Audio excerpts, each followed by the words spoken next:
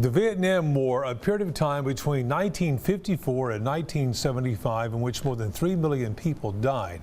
Although the battle is now over, KTK's Maya Owens is here to show us how one group is trying to heal and honor the scars of those who fought.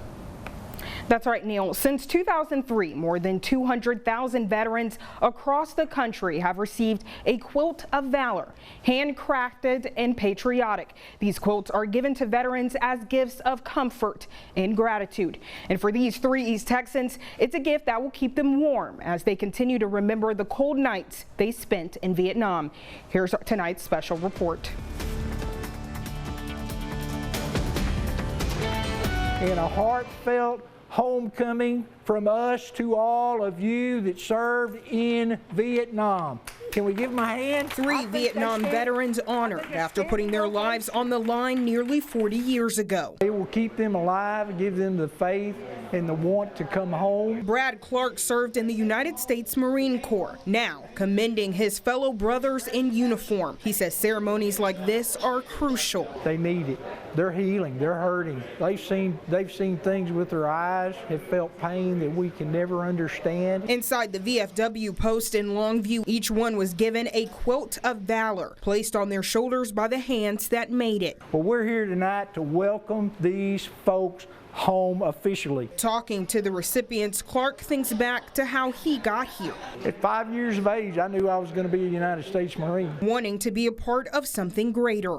I love my country. I wanted to serve. I wanted to protect people. Among those honored in the ceremony, Adolfo Alejandro, or how many people call him, Al. Born and raised in the state of Texas, Al knew he wanted to get out and experience the world, not knowing his journey would lead him to Vietnam. Now back home in East Texas, he says his experience has changed him forever. When I turned 16, I went to a recruiter in Abilene, Texas. And I said, man, I want to join the Marine Corps. From the winter of 1966 to early 1969, at just 17 years old, Al said he had no idea what he was in for. Before I knew it, I was in boot camp in San Diego, California. Scared. Every day of Al's 2 tours in Vietnam, he woke up and hoped he would make it to sea the next day. As a Marine, you had tradition. Marines always stood out. First to fight, first to die. The enemy around him, waiting to attack at any second. He says it's something a person will never forget. Gunfire erupts out of the village, you know. Wounds 2 Marines right off. This happened. Snap.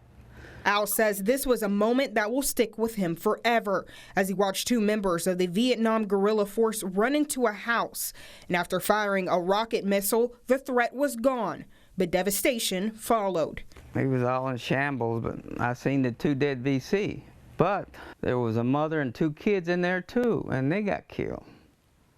So what do you do? The thought of coming home pushed him to the next day. But once he returned to the States, he received anything but a warm welcome home. Thousands of protesters calling the Marines baby killers, murderers, all kinds of things, and go back, and it was just all hate. Afraid to wear his uniform, now Al wears his veteran's hat proudly and looks at his Quilt of Valor as a symbol of acceptance. Like opening up the windows and letting the light in and fresh air. I wish it had happened then, but now, I mean, I'm still alive, so this is, hey, these people are finally realizing. It's a feeling he says he won't forget. Now, the words, "Thank you for your service," has a brand new meaning. Faith, as he tries to find comfort in every stitch of this labor of love. The Quilts of Valor were established to say thank you for your service, sacrifice, and valor in serving this nation in combat. Reporting in studio, Maya Owens, KTK News. My, thank you for that.